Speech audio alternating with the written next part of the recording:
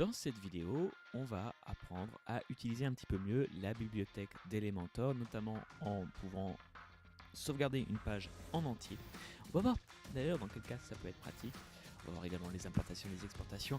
Bref, on va voir plein de choses ensemble dans ce top chrono, donc on fait rapide. C'est parti. Bonjour, je suis Vincent-Marie de WP Market et je fais des tutos WordPress. Je publie régulièrement, alors pour ne manquer aucune vidéo, pensez à cliquer sur le bouton d'abonnement puis sur la petite cloche.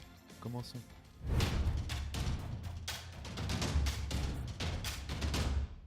Une chose qui me paraît quand même déjà importante, c'est de se remémorer pourquoi on sauvegarde des templates. On les sauvegarde pour bien sûr pouvoir les réutiliser ailleurs, sur son site ou sur d'autres sites. On va aussi prendre ce cas d'école. Pourquoi pas. Alors, ici, on a du coup une page assez longue, puisque c'est tout simplement un template. Donc, on rappelle déjà différentes manières de sauvegarder son travail pour pouvoir le réexploiter ailleurs. Première chose qu'on peut très bien faire, c'est cliquer sur, du coup, ici, cette icône-ci, modifier la section avec un clic droit. On va pouvoir enregistrer ceci comme modèle. En faisant ceci, on va tout simplement aller lancer notre éditeur de template, notre librairie, plutôt, pas l'éditeur, la librairie. On en parlera un petit peu après. Première façon de faire, mais qui ne va sauvegarder du coup que ce que l'on a sélectionné. Donc ici, c'est bien cette section-ci qui va être sauvegardée. Autre façon de faire, on le voit ici d'ailleurs un petit peu, au sens où ce qui a été sélectionné ici n'est pas avec un contour bleu, mais bien avec un contour or, c'est la possibilité de sauvegarder des widgets. Par exemple, si ici c'est en or aussi, ici aussi, mais par exemple ce bouton, si je veux le sauvegarder pour plus tard, il n'est pas sauvegardé en tant que widget. Alors, widget global. Comment je fais pour sauvegarder un widget? Donc une toute petite partie de ma page. Là, je vais aller directement dans le petit crayon, faire un clic droit. Oh, je vais m'enlever parce que sinon on ne va pas voir.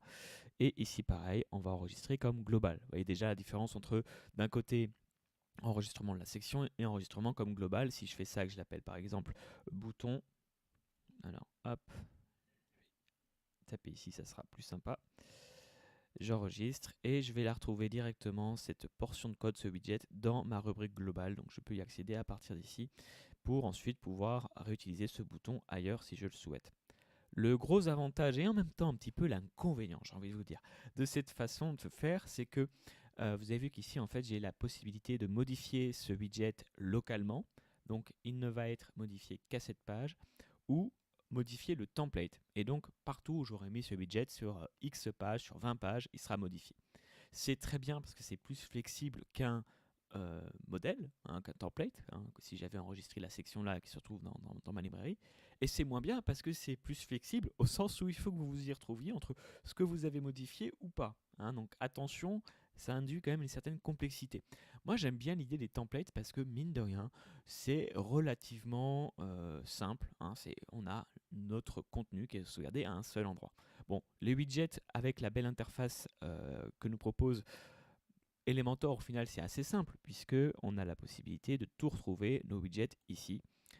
Mais attention à cette idée de pouvoir modifier un template localement, c'est un petit peu complexe.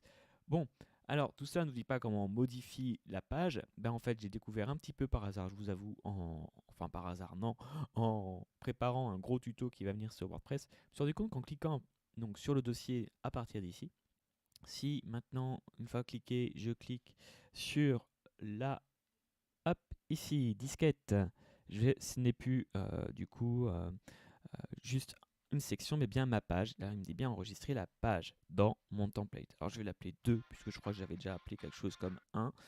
Voilà. Et je l'appelle 2. On va voir ce que ça donne. Je dézoome. Et ici, normalement, j'ai un template qui s'appelle 2 parmi toute ma sélection de templates. Donc, on se rend compte au passage. Oula, je sais pas ce que je vous ai mis là. On se rend compte au passage, ça va pas.